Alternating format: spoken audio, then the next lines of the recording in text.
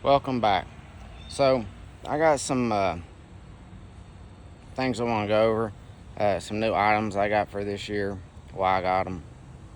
If you watched my previous video, I showed you the bow I got for this season, the Bowtech. Um, wasn't my initial. The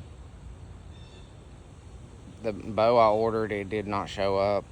If you didn't see my other video, and they refunded my money, and I got frustrated because I was waiting for that bow. And I looked for several days because it gives you an estimated time. And on the last day that it was due, I got the email, sorry, your order's been canceled, whether it was out of stock, damaged in shipping, I don't know. Uh, so it was from a reputable online seller on eBay. A lot of good reviews, which is why I felt comfortable about purchasing it.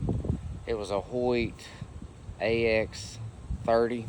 It's 2024 model, brand new, overstock.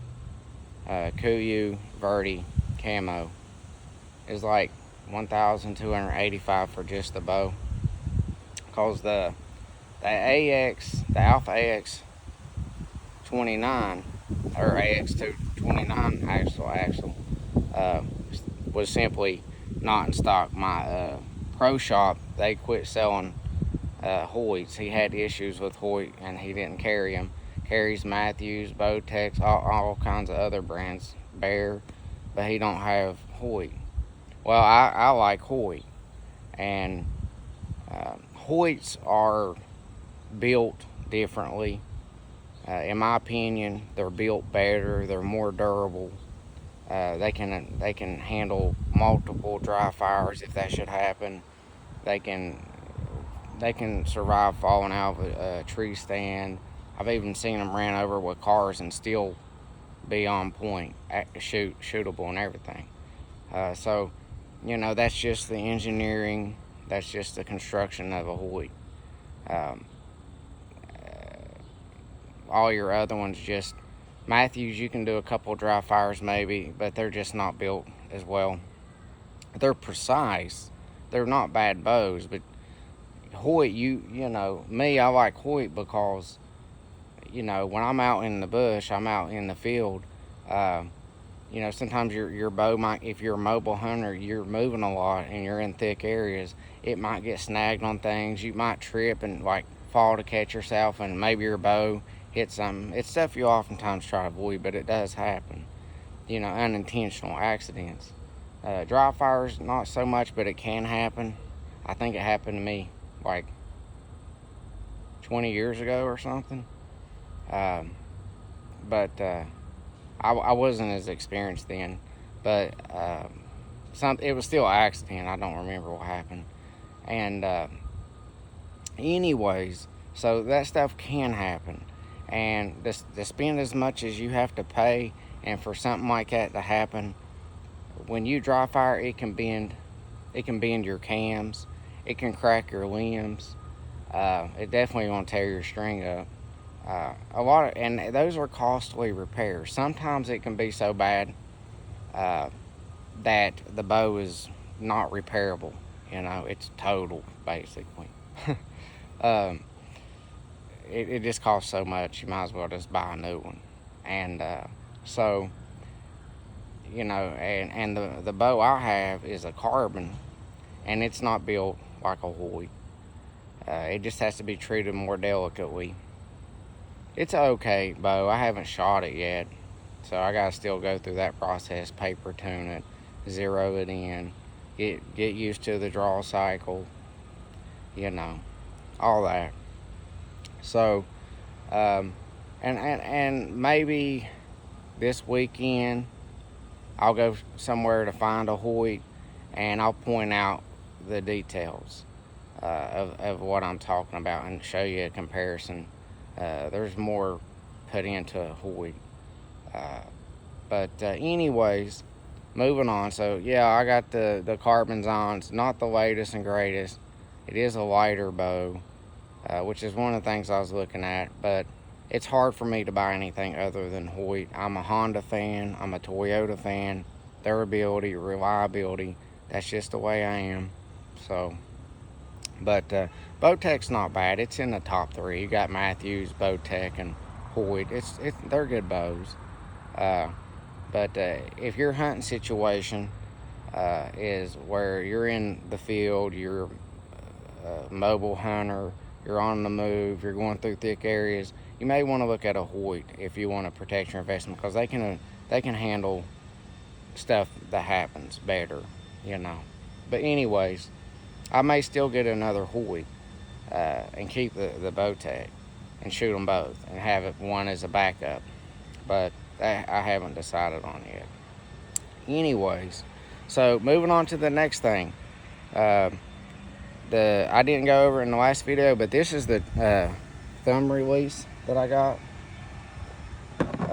It's Scott's Apex, and it comes with the actual. And I really like this release. They had a whole bunch of them, True Fire and whatever other brands, but it just feels good in the hand, and it has another thing if you want it to come a loop around your last finger there. I just really like that. This is my old release. It's not a bad release. It's a True Fire. It's a good release, and I'm used to these. But I did pull that bow back several times with this, and it feels good for me. It feels good for me. I don't see it being too difficult to get accustomed to it. So we'll see when I start shooting that bow. I've pulled it back several times to feel how my muscles are and stuff. I gotta work back on my form and everything, because I haven't shot in a while. Usually I'd already be shooting by now, but I sold my bow. Now, I didn't go over that, but these are the broadheads I usually use. 100 grain Montec G5s. I just like them. They're straightforward. They're not the cheapest, but that's one of the things that a lot of people skimp out on, is the quality of your arrows. A lot of people pay a lot of focus in the bow, and that matters too.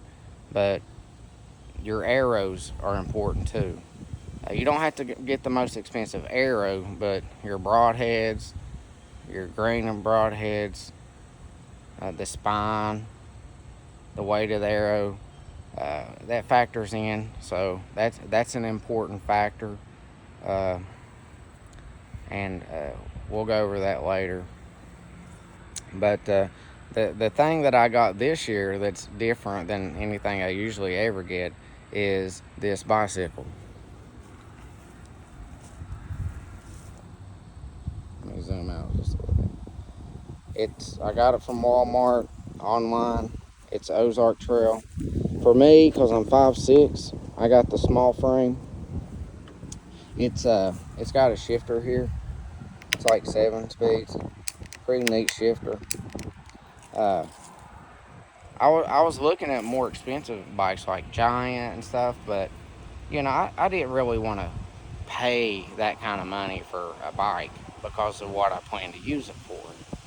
But this one had really good reviews. It was only like $250, and it had really good reviews. Like for a commuter bike or a gravel bike, this has good reviews to be so cheap. And as much as I plan to use it, and for what I plan to use it for, it's pretty nice. Now, you might ask, well, what do you plan to use it for? Okay, so me kayaking in those sloughs, I kind of want to come down from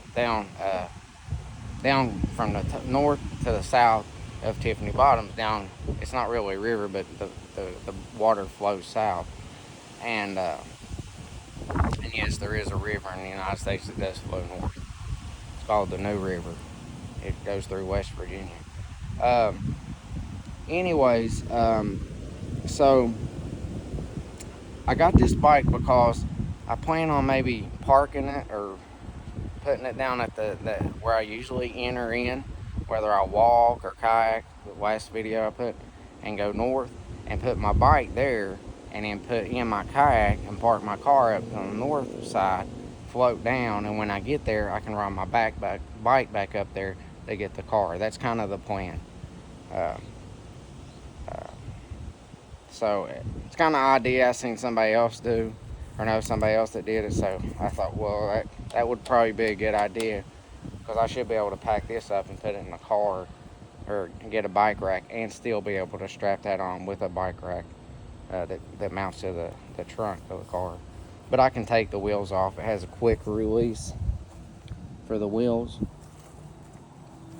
and so I should be able to put it in the car if I have to. Shouldn't be a big issue.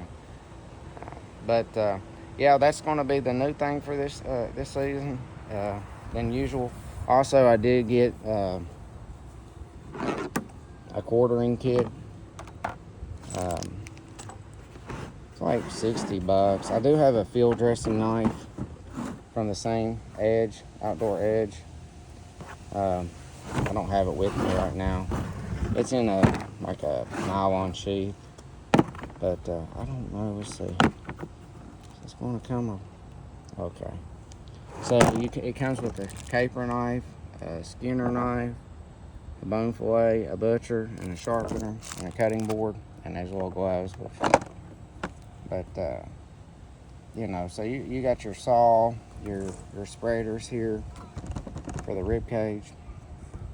So you got all this in this kit, and so I got this because I don't know if I'm going to be quartering it, which is a good possibility.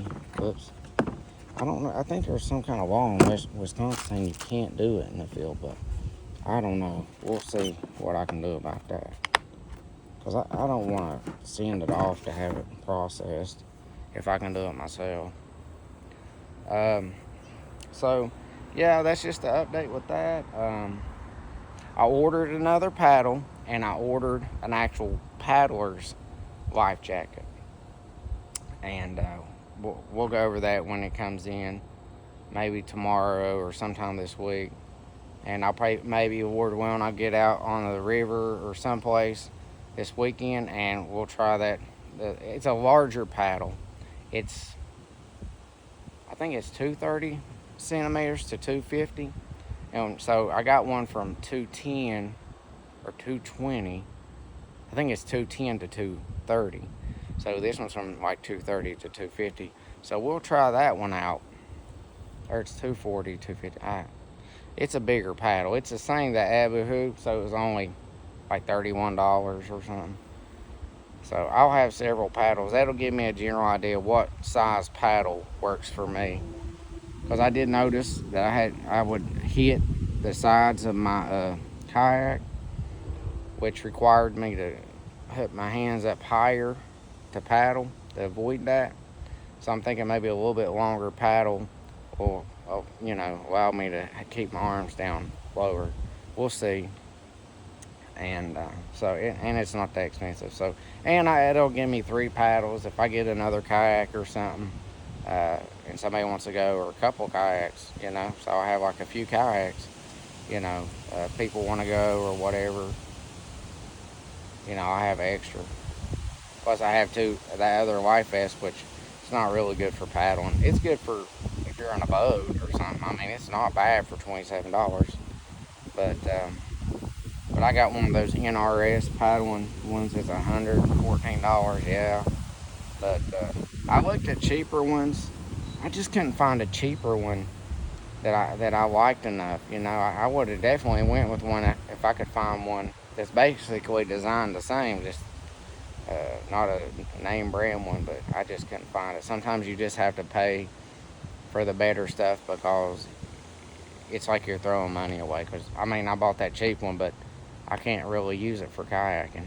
I can keep it with me because in Wisconsin, you do not have to wear it. You just have to have it accessible. Like me putting it directly in front of me, that's okay. But it's good practice to wear a life jacket. So if you're new to kayaking or something, get you a paddler's life jacket. Find one you're comfortable with, and you'll get used to wearing it. Just like wearing your seatbelt, which you ought to do in your car. So that'll cover it for this time, and I'll see you again next time here on The Ground.